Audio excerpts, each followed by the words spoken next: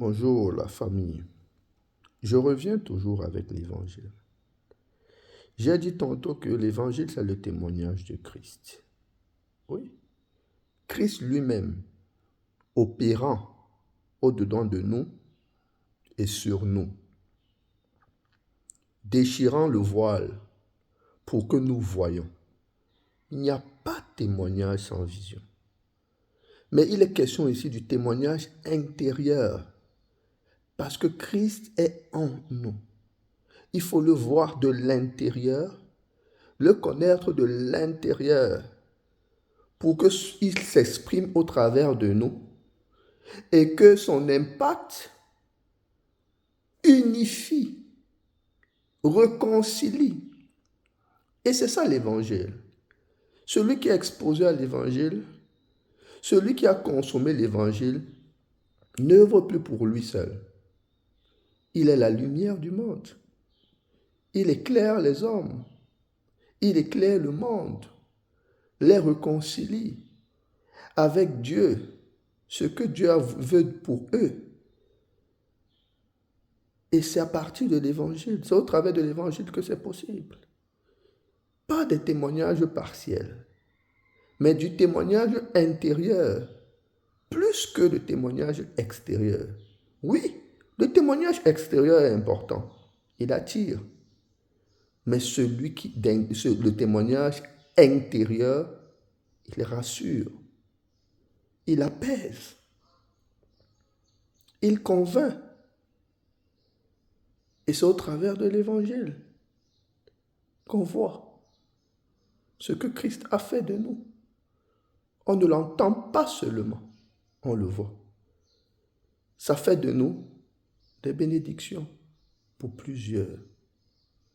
Nous sommes la lumière du monde. Nous bénissons. Même dans l'horreur, même quand les temps sont défavorables pour nous, nous bénissons. Et ça, c'est l'amour parfait qui le fait, qui peut le faire. Malgré que tu sois insulté, malgré que tu sois rejeté, la lumière de Christ s'exprime au travers de toi et illumine les autres pour qu'ils rencontrent ce qui est à eux et qui participe à leur épanouissement. Donc l'évangile, c'est le tout de Dieu, c'est le plein de Dieu, c'est Christ lui-même. Nous dévoilons la vérité de ce que nous sommes. Nous sommes d'abord et nous devenons ce que nous sommes. Je ne vais jamais cesser de le répéter parce que c'est ça le mystère de Christ. Il nous a d'abord fait. Et maintenant, dans la marche, nous devenons ce qu'il a fait. Nous devenons ce qu'il a dit. Et en le devenant, nous libérons ces énergies dans l'atmosphère qui commence à renverser ce qui est faux. Établir le vrai, la vérité, sa volonté. C'est pour ça qu'il nous a choisis. Nous sommes co-héritiers. Nous participons à ce qu'il a déjà fait pour que les autres en bénéficient, nous et les autres. Tu n'es pas épargné. Le voleur n'est pas épargné. Le brigand n'est pas épargné. Et c'est de ce fait la raison pour laquelle il a dit au brigand, tu seras avec moi. Le brigand n'est pas épargné.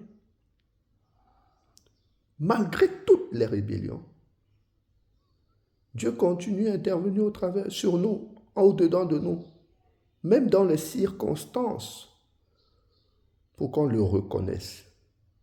Parce que la rébellion, c'est nous conduire vers la mort, vers les tourments.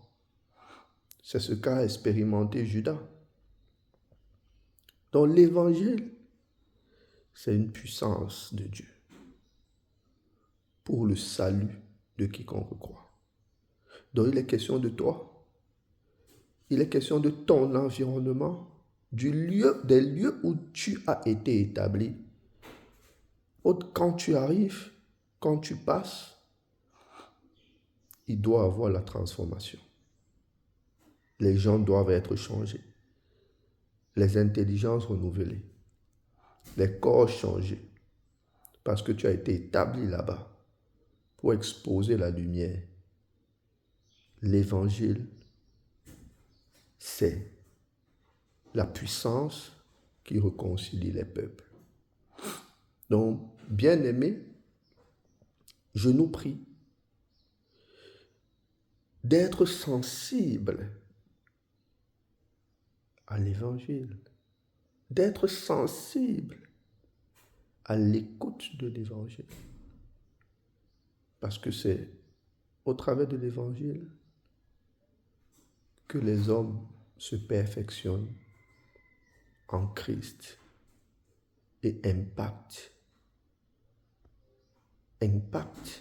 dans les lieux où ils ont été établis. Je vous bénis ce matin et disons-nous à bientôt. Bonne journée dans la paix.